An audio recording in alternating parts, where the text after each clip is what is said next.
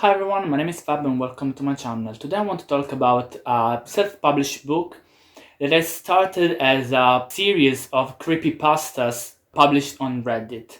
I'm talking about Penpal by Dathan Auerbach. This book is a recollection of stories by an anonymous narrator about his childhood and mysterious events that occurred during that time. It all started when he was in kindergarten. They were doing like an experiment. They were like writing a letter to a pen pal, and they were going to send this letter with $1 with a balloon.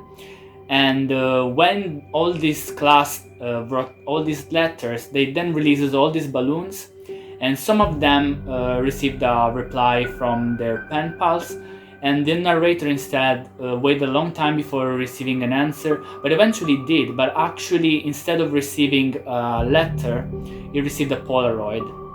And that's how things starts. After this, most of the other kids in the class don't receive letters anymore, but instead he keeps receiving them, and he keeps receiving Polaroids.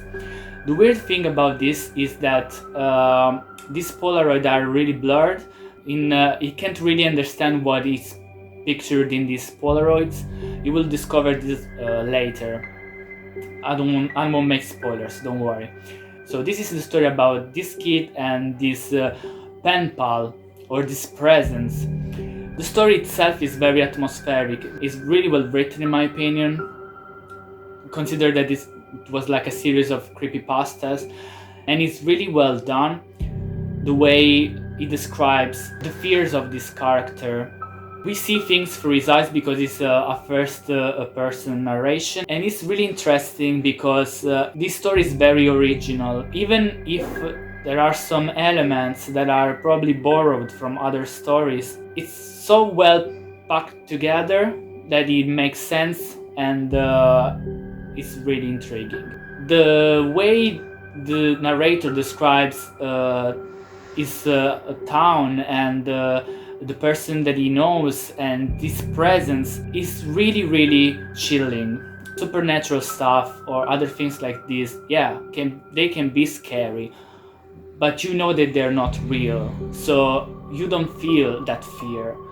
With this book you feel it because there are things that are real in this book. Not real like they're real stories, but they can be real, and that's what scared me the most about this book. When I was reading this book, I felt chills going down my spine. This book involves murders and really disturbing stuff. Most of the stories that scare me the most are the ones that can happen in real life. When I finished this book, I felt really sad. Despite this theme being disturbing for the meaning of it, when you read the end of this, it's very emotional at the same time. I won't make spoilers, I promise. I'm trying so hard, but I felt really engaged in this story for as brutal as it was. It embraces some topics that are very hard to deal with, especially for parents, and this is all I can say about this book. And I don't want to say too much because it's really easy to spoil this book, but I won't. That's all I will say. But I highly recommend you to read this book because it's really well written, and if you actually want to listen to the audiobook, it's more atmospheric, and if I cannot put the link down below. If you like this video, give it a thumbs up, subscribe and hit the notification bell. There are more reviews coming, and I will see you into the next one. Bye.